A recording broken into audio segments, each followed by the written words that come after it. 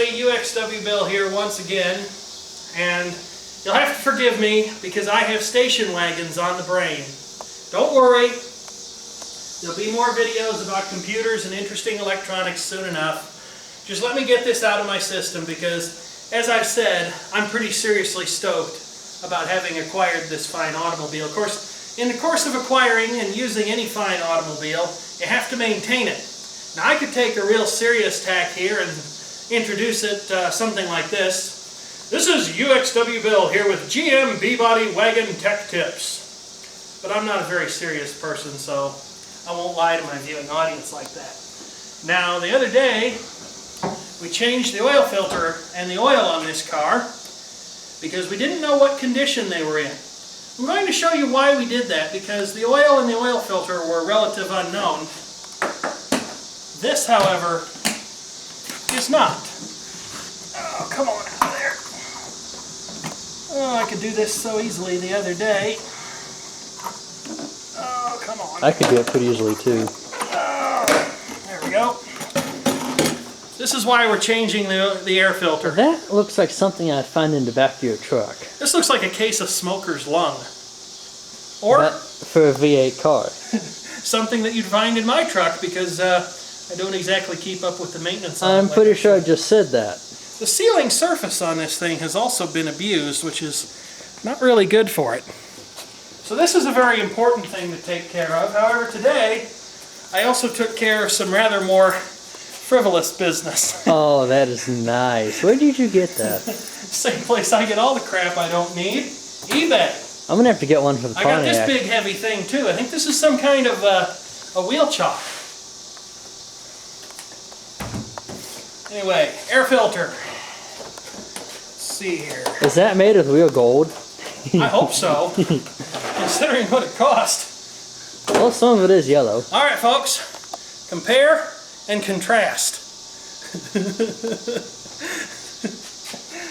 Hey, if you hold the dirty one up to your lip, it looks like you got a big handlebar mustache.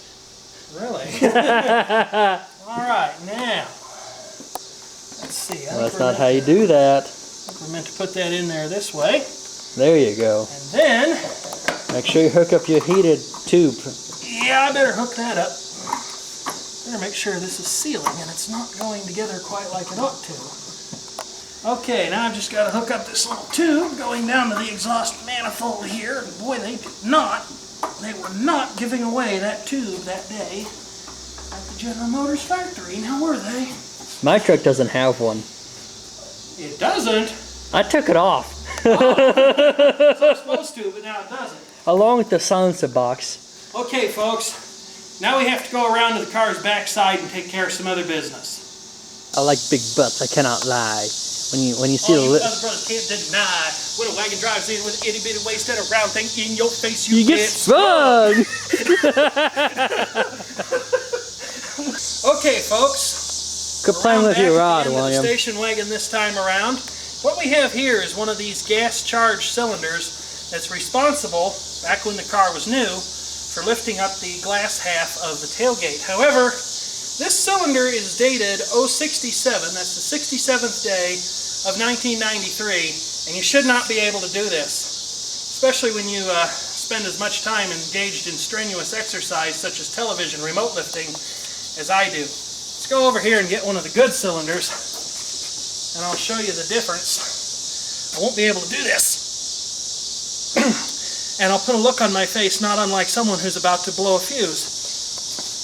Now, I asked on a B-Body forum how to do the cylinders because they're attached to this large piece of glass, and if there's anything I know about auto glass, it's that it's darned expensive if you break it, and in the case of a car like this, it may even be made of unobtainium. So I got my wheel chock here, and I took a look, finally found the section for it, and I've got to admit, folks, it did not fill me with confidence, their discussion of how to remove these. It basically says to snap them on and off.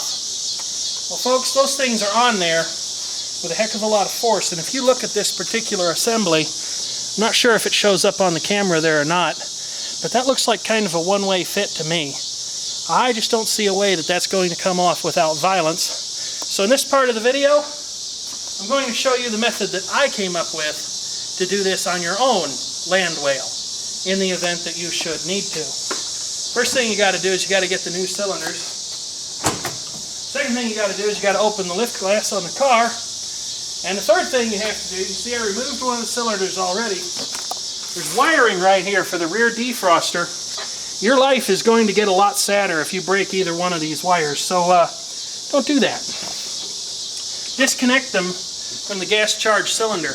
It's very interesting that GM chose to design this such that they pass the electrical energy through the gas-charged cylinder.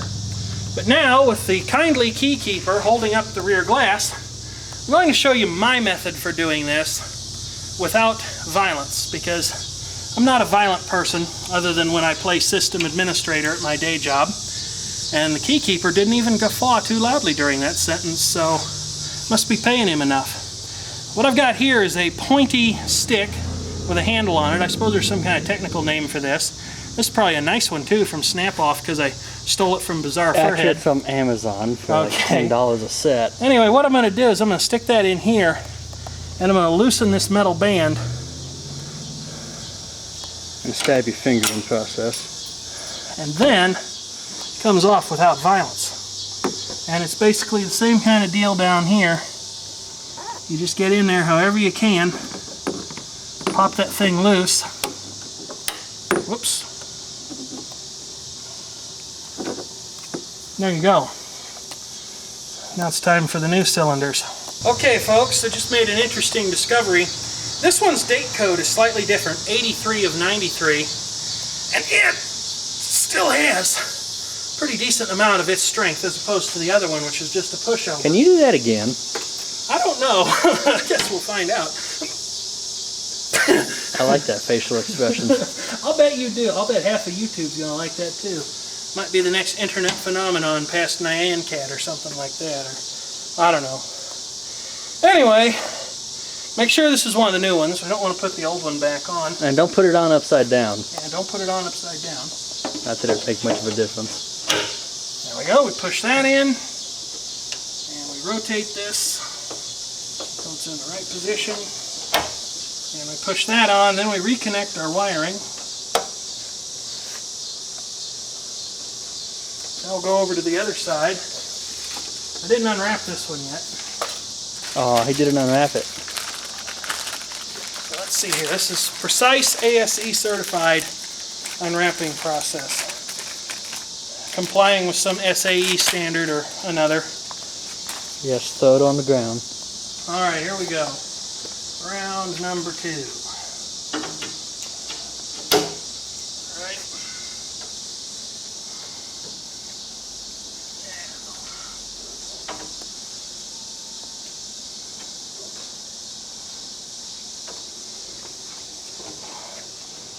Oh, that one was a little harder to install. That's the same basic idea. Go ahead and hook up the wiring connector. And would you look at that? It's staying up without any help. We don't need any Chevrolet station wagon Viagra. That's just the fishing line that we have tied to the garage door. Now, that's the other thing. Yeah, that's a television trick right there. Isn't that nice? That is nice. The other thing that the Keykeeper and I fixed while we were busily working on this automobile, the center high mount stop lamp didn't work, and this was a bit of an entertaining story. Not only were these contact pads down here on the rear tailgate covered in corrosion, so too were the mating ones up here, but even when we cleaned those, it didn't start working. And then we hit upon the idea that there were probably mating contact surfaces in here. Unfortunately, it seems that my Torx driver has walked off somewhere, or I would show you. But when these two screws are removed, this lamp assembly drops down, and there are two contact fingers that come in contact with this contact strip.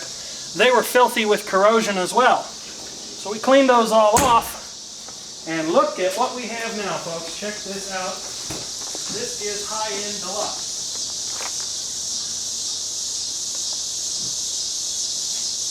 Isn't that nice? So there you have it, folks. Thank you for watching, and feel free to leave a comment if you have one.